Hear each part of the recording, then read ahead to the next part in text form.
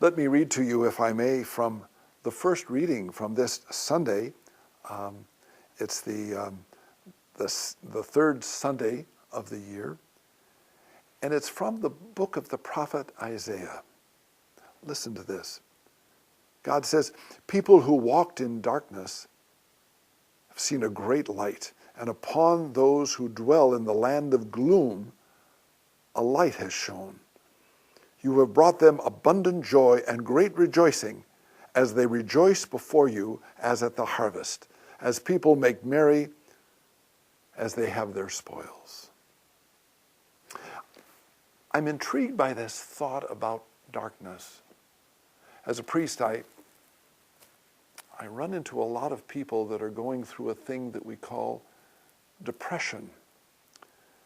Sometimes people get so overwhelmed with the thoughts of things that have happened in the past and the lack of reconciliation with that it becomes a burden that just pushes down on them. And you can see that there's a sense of depression.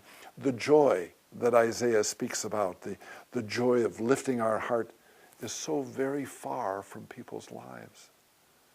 And the depression might not be not only with the regret of something that has happened in the past and the feeling that I can't do anything about it. It might be a depression that's filled with my inability to deal with the future, with dreams, with things that I want to accomplish and I just can't get it done. And it can be like a burden put on the shoulders that just holds us down. Now, sometimes depression can be overcome because of a chemical imbalance that people have. There are medicines that people can take, and that's good. That's a way of healing that God can bring into our lives. If you take the right medicine, that can lift that burden in a good way. But there's another aspect of depression, and that's that inability to believe that God has forgiven us for the past and that God will take care of us in the future. But there's another ingredient of depression that I've experienced in my own life, and that's the frustration with regard to anger. Anger is such an important part of our life, even in the part of Jesus. And sometimes we can't express that anger. It just starts to fill us up because of things that have happened in the past or things that are fearful of the future, and we find ourselves deeply angry. And because of the social concerns in which we live, which is, well, you don't become angry, or the religious concerns, you don't get angry, we take that anger and we push it down, and it becomes a source of real depression.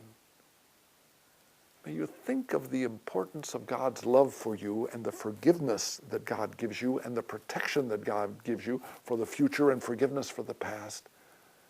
And may you allow the anger sometimes that's building in you to be expressed not in hurting other people, but maybe taking that anger and letting it be a force to reach out into the lives of people that need help. And you see that, and let that force be not a depression that puts you down, but a force of building and helping with real passion the hurting people of your life.